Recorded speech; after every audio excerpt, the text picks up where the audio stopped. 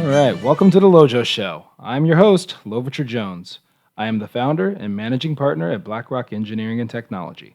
I have over 21 years of cybersecurity experience, and I am honored to be able to bring some of that experience to you.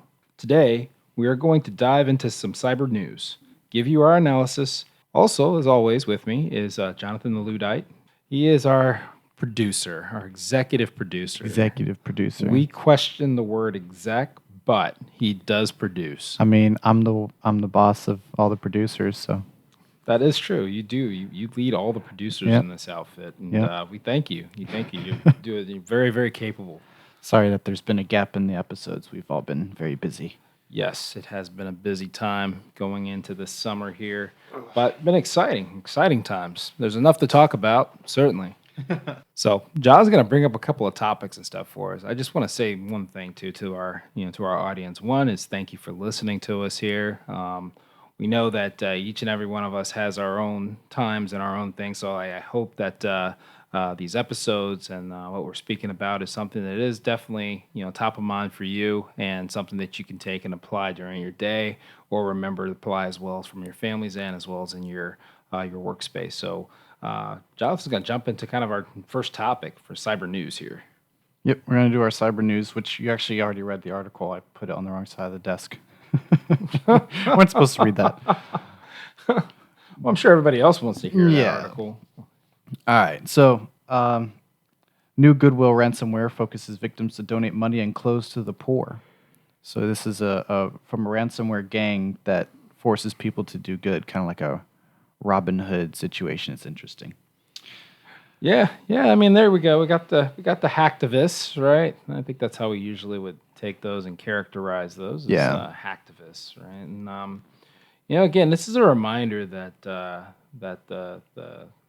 perpetrators of cybersecurity crimes, as well as in trying to breach information or do other nefarious things, is always a challenge, right? It's not a challenge that just comes from state actors. It's not a challenge that comes from corporate espionage. Those aren't the only ways that it occurs. It occurs on a daily basis. People can get a grand idea, maybe go into the Robin Hood complex in that case, and this is one of those. However, the other part to that is, are they really being Robin Hood, or are they keeping the cash? All right. Right. It may say go out and do these things and be nice. You take them to Pizza Hut or whichever, as far as folks that are homeless or so by the road. But really, at the end, when you see folks typically turn to these types of activities and stuff, it's usually focused on, numero uno, as far as being able to obtain either cash or create an outcome that they find funny or interesting. Yep. So this the ransomware uses an AES algorithm for encryption. So that's kind of interesting. Don't normally ransomwares use the? It's not the AES. What's the other one? Are you talking about not Diffie, but so you got AES, you also have RSA. RSA. That's the one. Yeah. The majority of ransomwares have been RSA in the last 2 years from the articles I've been reading. So it's interesting that this one is AES. Yeah. I mean, again, it's also a reminder though that all of this is just so easily attained, so that you can do these types of activities. It's not, it really is not all that complex. So, for those of you out there that still think that this is I don't want to say a make believe threat. I would say it's a very easy threat. It's a very simple. It's just like leaving your keys in your car for someone to take your car. Right? Yeah. You get out of the car, you leave your keys in there, you go into your office, you do what you're going to be doing, or whichever from there. It only takes someone with a little bit of ambition in this area to walk by the car, open the car door, get in, hit the button. Because our cars are so are technically advanced, except for Jonathan's. Yeah, no, not mine. All you have to do is get in the car now, hit the button. If the key's in there, the car will start. Right? Doesn't even have to be in the ignition. So the old school kind of movie where the guy gets the car and checks up under the sun visor, right? And there's some keys here, right? Yeah. And Or in the goes, wheel well with the right, magnets. Oh, the wheel well. Yeah. And, I've even seen some lunatics actually put their key to their car inside of their gas tank holder and the gas tank cover and door. Why? It is That just sounds like a horrible It idea. sounds crazy, but you know what? I've seen teenagers do this where they put literally their key into the in the door for their gas tank, Well, it and makes sense they if a get back to the teenager did car it. and they pop it open and take it out, and it's just But these are things that we typically don't think of, but well, most rational people don't think about. But it's so easy like that. So when you talk about that and you look at that of going, that's just ridiculous. Why would you do that?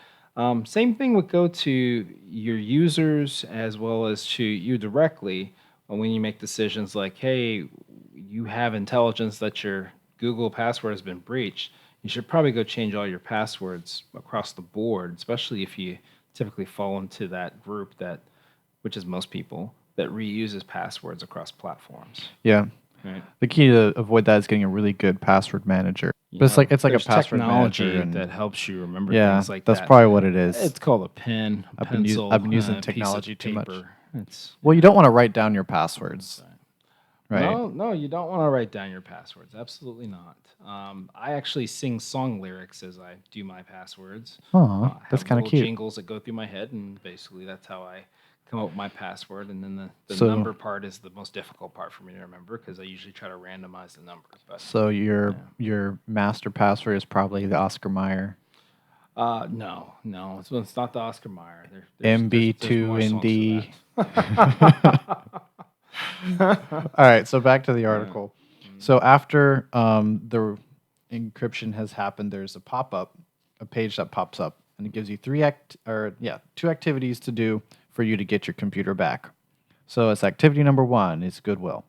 What to do? We know thousands of people die due to sleeping on the roadside in the cold because they do not have clothes to cover their body. So your first task is to provide new clothes and blankets to needy people on the roadside and make a video of this event. Later, post this video/photo to your Facebook, Instagram, WhatsApp stories by using photo frame provided by us and encourage other people to help needy people in winters. Take a screenshot of your post and send an email to us with valid post link. Later, our team will verify the whole case and promote you for the next activity. So they lock your computers, so that they shut you out of your systems, and they tell you, hey, go give blankets and clothes to the poor, put on social media, and with our frame, it's like their frame that they made for these stories, and then email the link to them. That's really odd. That's an awful lot of interaction there. I mean, I don't foresee this lasting very long for them. If they continue with the interactions, the more interactions they have with you, the more they're susceptible to being caught, on this. So, sounds like a great idea from their end, but really at the end, it still comes down to essentially extortion.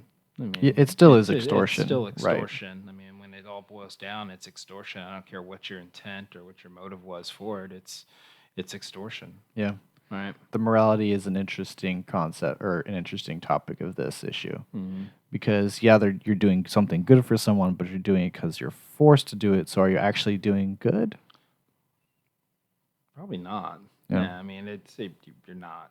Yeah. I mean, again, it's stealing from people that you perceive may be well off or Right. whichever. But most of Americans and people are paycheck to paycheck, right, hand to mouth. We might be able to Especially get a with little bit more inflation food right now. especially with inflation right now and everything else. So, you do this to an organization, you do this to a small business or something like that, right? Well, this could be catastrophic for them as a small business, right? So they're not too far away from being that same person that's on the street as well. So does that really does that really help? And I can't really get into the motives and stuff behind it, but what's being asked and what's being done or perpetrated here is at the end it's still extortion, good old fashioned extortion. And at the end that's what ransomware and stuff is too, altogether. Yep. It's like, I'm going to do this so that you do this. Yeah. Right. And it's it's been a crime for a long time. My thought is, and maybe I'm a bad person for thinking this, but like, why don't they what stops the person being extorted from giving them their blankets and clothes, recording it, posting it, and then snatching it back and returning it? again, there's evil that lives in all of us, Jonathan. I think you just, you just tapped into it right there. I tapped into my inner evil. So you're gonna cheat the extortionist. I mean, all right. So the second activity that they extort you to do is that they make you feed hungry children. So after the first activity, you'll be prompted to do the activity two, and then they have a little description. Thousands of poor children have to sleep hungry in the long, cold nights because those ill-fated people have no luxury to have dinner every night in this cruel world. You cannot feed them for life, but you can give them 2 moments of happiness. In this evening, pick any 5 poor children under 13 of your neighborhood and take them to Domino's, Pizza Hut, or KFC. Then allow them to order the food they love to eat and make them feel happy. Treat those kids as your younger brothers. Take some selfies of them with full of smiles and happy faces. And then again, send it to whatever screenshot, blah, blah, blah. So it's like, yeah, that's a great thing to do, but I'm not sure if those kids will be happy if some person from some small business picks them up and takes them to KFC. Like, that's honestly kind of creepy. Yeah, that's pretty creepy. You know, again, this is. I hope that like the ASPCA folks and the PETA folks don't get like a hold of this method as well, as far as trying to, push this forward for animals. Which, by the way, I Greenpeace or actually something. see more commercials about that than I do for hungry children across the world at this point. I mean, during every football game and everything, it's pretty prevalent. But yeah, again, it's it's just good old fashioned extortion, man. I can't say it enough. I guess one of the questions is, what do you do when these, if this is one of the things that you're faced with as either as a business owner or someone that's a head of security for a corporation or just an individual. The next question is, well, what do you do to get, to resolve this thing? You need to make sure that you're, doing what what the perpetrators are asking for in this case, or is it time to go ahead and get into the reporting and stuff too of this? And technically, what I would say is, at this point in time, always report. Always report. Go through the process of getting your information and data back. There are resources out there that can help you do that very quickly now.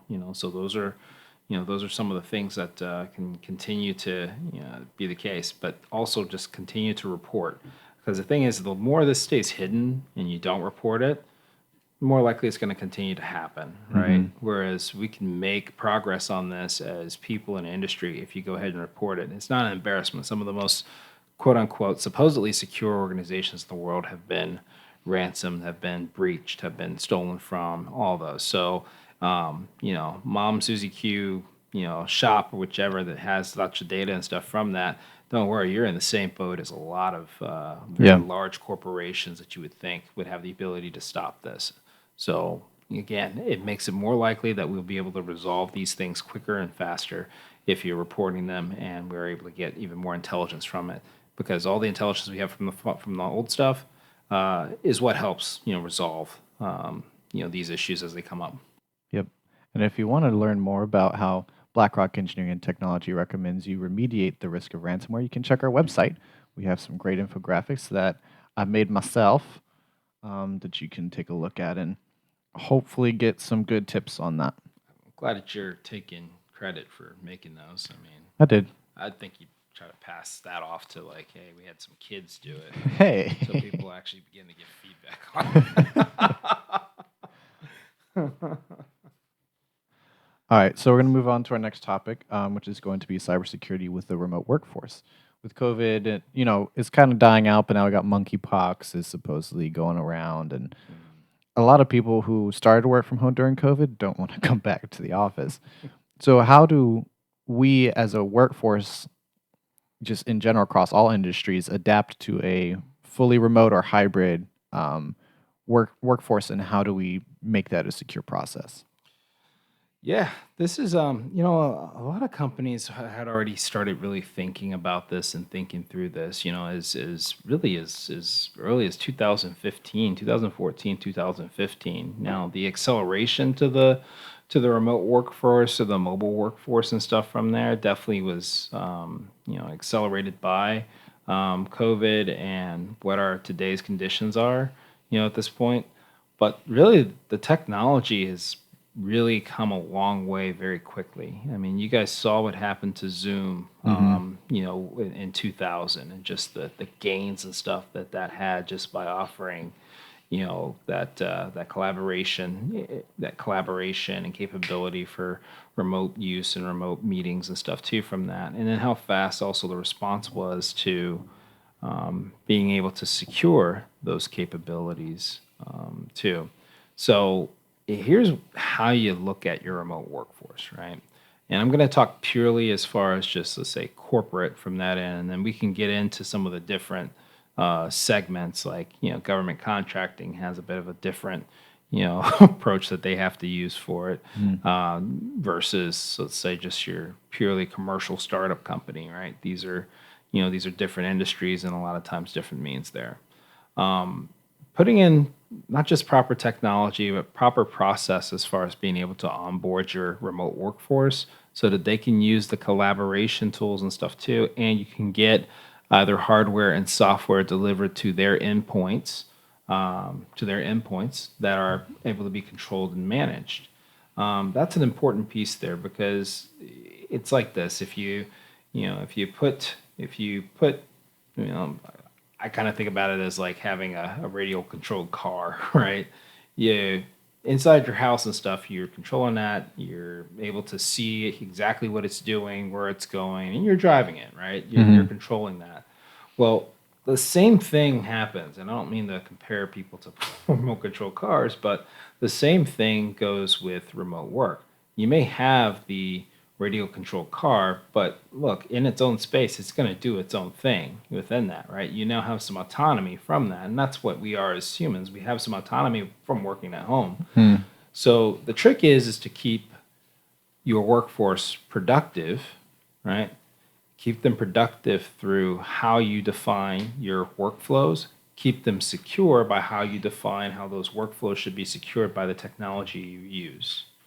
If your organization is highly communicative as far as when it comes to collaboration and chat and those types of things, well, then those tools like Slack and Google Meets and those types of things, that's where you want to emphasize where some of your security is. Because now you want to define things like what can actually be shared, what can be recorded, what can be downloaded, and in particular, the portion of what can be downloaded.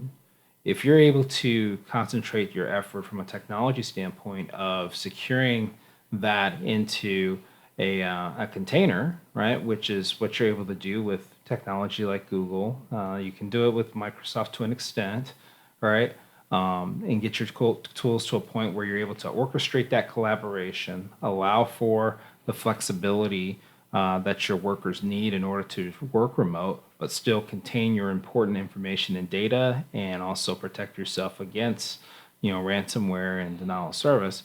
That is what you begin to do. So organizations have to look very closely to how they communicate, how they store information, how they collaborate on the information, and is that workflow conducive to your business process and operations for your go-to-market? Okay. Being able to then look at the means by which communication happens. If communication is by email all the time, then you're probably going to still be susceptible to, man in the middle or emails going awry as far as sending the wrong information to the wrong customer, to the wrong client. So one of the keys for this is being able to, one, create communication paths that are encrypted, but two, also, again, using the secure collaboration tools, in this case, to send important data, important documents, right? Transferring those documents. And again, being able to have data owners so that you understand who's responsible for what when those are being used, right? In some cases, you have to delegate some of those controls down to your management structure and stuff too, for folks.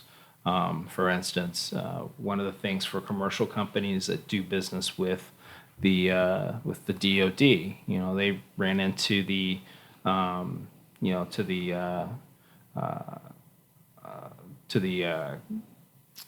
controlled unclassified information and how you transmit that, right? And so you have this thing called the CMMC, which is the cybersecurity maturity model, cybersecurity maturity model certification. I should have done that. Maturity model certification, Jeez. where basically there's a set of controls from NIST 800-171, and now you have your other set that are CMMC specific, and these are capabilities that's expected in order to protect CUI, right? In that case, there's certain things you have to do as far as on encryption and how you actually pass the ownership of data that allows you to identify CUI and manage and maintain that in and outside of your organization. Okay. So there's some stringent rules not stringent. There are some practices within that a lot of companies didn't have in the past that they needed to incorporate, and in particular have to incorporate in collaboration environments at a secure level that in some cases can inhibit that collaboration and control of that information. So there's some balance and stuff that has to go into that, right? Being able to secure things like your email, right? Email comes in, comes out. Yeah, you can encrypt email within your organization and stuff from there, but then when you're delivering email from your organization to others, the problem is that it's very hard to keep that package and stuff encrypted as you do that in those means, because what if that other organization is not able to decrypt that information and that data, right? Yeah, you lose control because it goes outside of your environment. You lose control of that because it goes outside of your environment, right? And then the other part is then also maybe even identifying and notifying whoever's receiving that, hey, this is CUI, so that they can start their CUI process and maintaining that and using that. So this has been, one of the industry's, challenges. And that's not just for CUI. This is for all sorts of sensitive data and corporate information and stuff too, of, okay, how do we control it when it gets outside of our environment? Which sounds completely weird, right? It's kind of like, how do I control my child when they've moved out of the house, right? And I can't see what they're doing all the time, and I can't, dot the I, cross the T's and stuff too from that, right? I mean, you can't really control the mother in the house either. You can't really control it. So there are different arrangements that you have to make in those interactions where you're passing that type of information and stuff there. So again, that is a workflow thing and a technology thing, but you have to make sure that you're syncing those together so that you can still get to the right business outcomes. So part of that does require both more of a business analyst look at how you do business, then from a technical standpoint, what is it that you need to do technically to facilitate that workflow, and then from there, what do you need to do from a security management standpoint and compliance standpoint that gets you to good enough or even better from there. Right. The other part is that the remote or mobile workforce that we have, you can't just turn it loose and then not be able to keep monitoring and stuff in place. You've got to be able to monitor what is going on because there is an awareness that you need to have. So whenever you're putting these environments together, one of the most important things is your ability to monitor and identify where there are anomalies or problems or issues that could be in place that could inhibit your company, inhibit your workforce, and then also affect your business from there. So again, looking at the technology as a facilitator of workflow to get to a good business outcome is the approach that you want to take, because it syncs those areas into something that can be more predictable and able to plan for, right? So when you choose your email, like for instance, folks are trying to make decisions between Google Workspace and Microsoft's Office, right? Well, there's pros and cons to each one, right? Let's talk about a small company. Pro, Google Workspace, easy to set up, easy to secure, right? You can do it all from that one dashboard and stuff from there, and then also with Google's end-to-end encryption and stuff that's within their within their cloud and stuff, that does help. Helps you do a lot. Things are staying encrypted. Those are being passed along. Gives you some very strong collaboration tools, and it's all there in one nice big package, right? And it's economical for a lot of organizations. You then have Microsoft. Most folks over the years, as far as especially within aerospace and defense, have used Microsoft. The government uses Microsoft from there too, right? Yep. So there's been augmentations to Microsoft's different versions for, for our O365, right?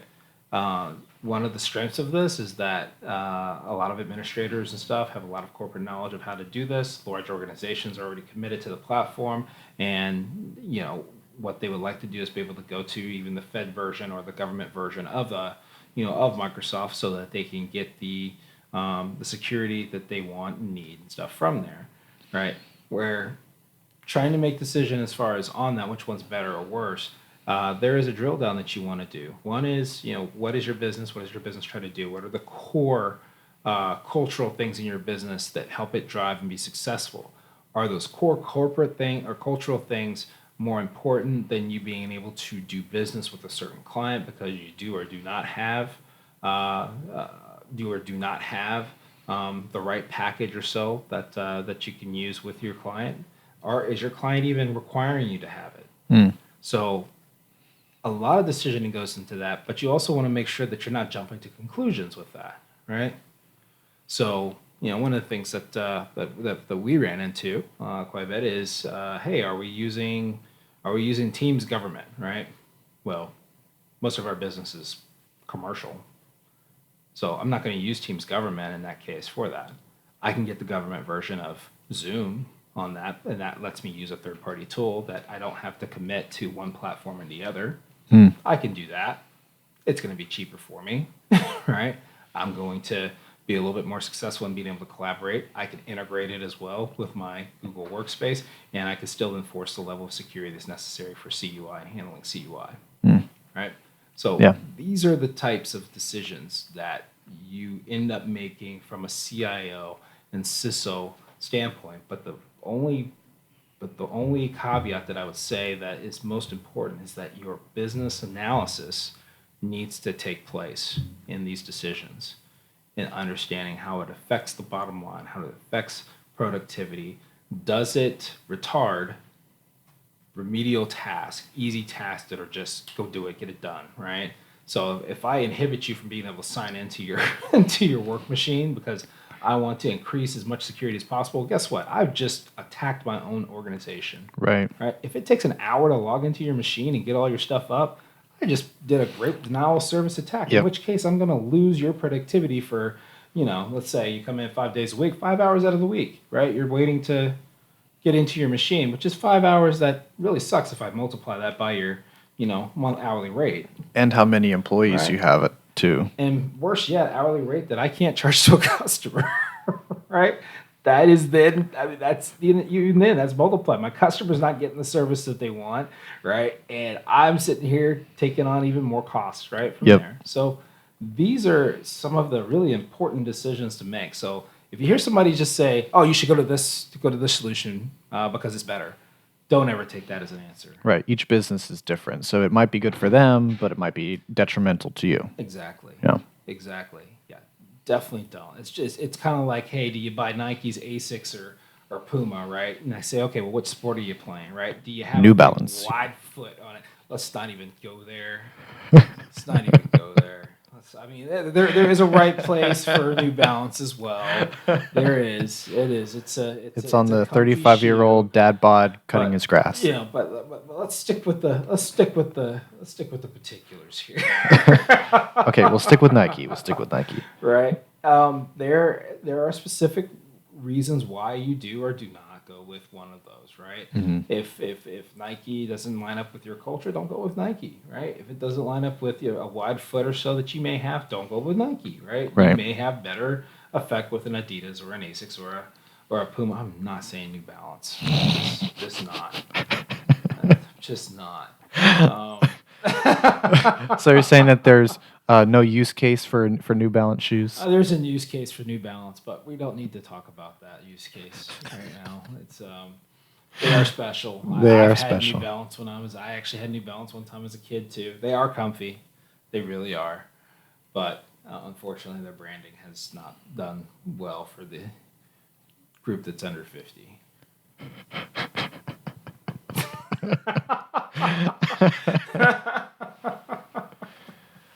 Ay, ay. Yeah. Um, but yeah, it is. They're New Balance has its place as well as Nike has its place and stuff that it does well, that it doesn't do well, and where that intersection lies for your organization. It's the same thing when it comes to the cybersecurity and the tools that you're going to use to be effective, right? The other part, though, that's really the missing part of most organizations is really training your workforce on what to do that is right and what not to do that is wrong, right? Making that distinction is one of the key components, right? Where do you store information? All right. Well, you need to be clear. We want information stored here. Am I allowed to download information? No, you're not allowed to download information to your local device, and we're then going to enforce that by locking the ability to be able to download information to that device, right? Using DLP or controlling that through whichever browser or Chrome if you're using Google, right? Other questions is where and how should I log in when I'm using a public site, right? Are you using your VPN software, or better yet, are you using any type of the container, software and stuff too that we have on your PCs to do work within those environments that do not that are not private connections, right? And I'm just going to say this for home networks, just accept the fact that home networks are public connections. They are not private connections. They are public connections. Okay? And so on your home network, you are not safe, right? Whatever's connected to that. You got TVs, smart TVs that are connected to it. You have all sorts of things that are connected to that. Got all these smart home devices, your Ring cameras, your smart thermostats, everything. Yep. It's horrifying. My Luddite side is upset about it. Assume that you are joining a public network when you are at home, unless you are also building out your front end firewall and stuff to your network services and stuff from there. Be sure that you are using your VPNs and stuff for that, or that you're using even a software-defined gateway or so too to connect to your resources, right? We use Perimeter 81, for instance, is one that we use, so that basically when we bring an asset online or so, that asset is connected to Perimeter 81. That gives me my software-defined network and stuff too to communicate. It also has the VPN component and stuff there, and that gives me that gives me the network security and capabilities that I want and need for my resources, right? Yep. So these are some of the key aspects of remote workforce and getting them into really the right frame and mode. And the thing is that it's not that you want to build an infrastructure specifically for your remote workforce. It's that you need to adapt your existing infrastructure to support that. Right? If you now know that the majority of your connections are going to be coming from external and not from internal LAN, well then maybe it's time to move away from just doing that internal LAN, setup and functionality, and look at the fact that, hey, most of this is going to be going over public. I need to begin looking at my software-defined gateways and stuff too in order to, define this, my edge computing and capability from there.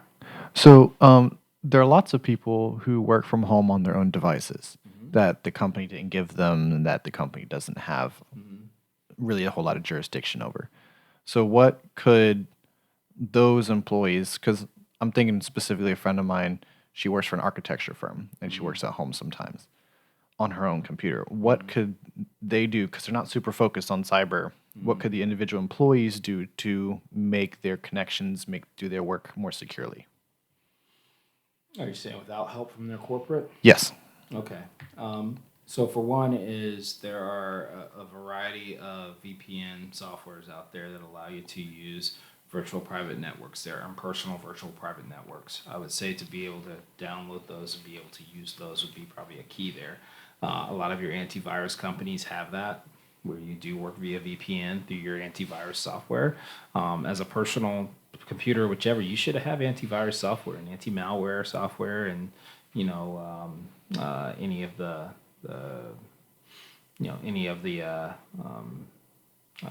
anti-malware, ransomware, whichever from there on your computers. I mean, McAfee has it, Symantec has it. One of the things we use is F-Secure. From our end, having that type of software on so that you can actually have some personal security as well on your own laptops is good.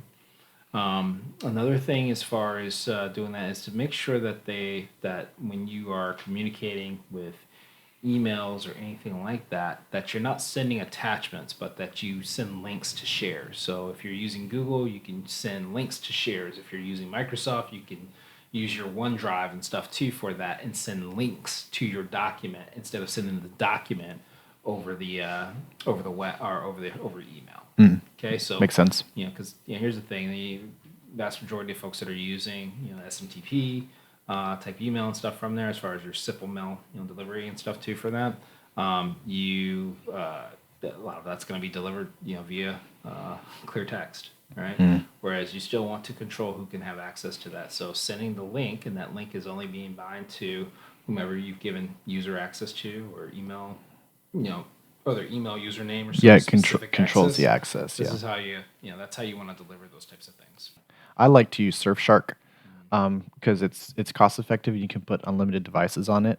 So I have one account, and I think you have 8 or 9 devices all on Surfshark, and it's worked really well for me. Yeah, Surfshark has been pretty successful as far as with that. So yeah, I mean that's an example of being able to just really do some simple things to secure your own personal computing, and in particular if your company is not fully up and running from a security standpoint. Well, at least you got a little start there securing some of your communications. you got something. Keep away some of the script kiddies. Yep. But again, I would like to say again, I definitely. Don't do email attachments. I mean, at the end of the day, send the links. So the links try to stay away yeah. from email attachments. Try to use shares that have the ability to share a link and give access to the specific user that you've provided access to for that. Like Google Drive and OneDrive, and there's another one. But yeah. Cool. All right. No, I mean, I think that's all I have as far as for the offices and the workspace and stuff too. Again, making sure that you, or if it's an organization, that there is an audit function in the organization that is auditing its practices, what users are doing as well, from that, to make sure that they are, one, complying with what you've set as as your compliance, but two, also to be able to identify anomalous activity and stuff that are going outside of your controls and the constraints that you've put in. And you want to do that internally or hire a third party for that? Typically, you want a function that's doing it internally on a regular basis. Like an automatic? Okay. Yep. And then externally, you do want every now and then, sometimes twice a year, for someone to check as an external audit for that, right? Just to see. And this is, again, depending on your size from an organization standpoint and complexity. Larger organizations, I would say definitely make sure that you're doing this, because things can go awry very quickly just by the sheer numbers that you have. Right? A small organization, as you continue to build, you want this capability in your approach to be organic so that it continues to grow with you. So if you're able to put yourself in a place put your organization in a place in which it's already instituting good security behavior and hygiene and stuff from there, well, then the next thing is that now you can scale that. So you've produced the policies and procedures that are necessary. It's then being able to scale that. So as you add devices, you add technology and people and stuff to that, they're going to scale within those constraints. Makes sense.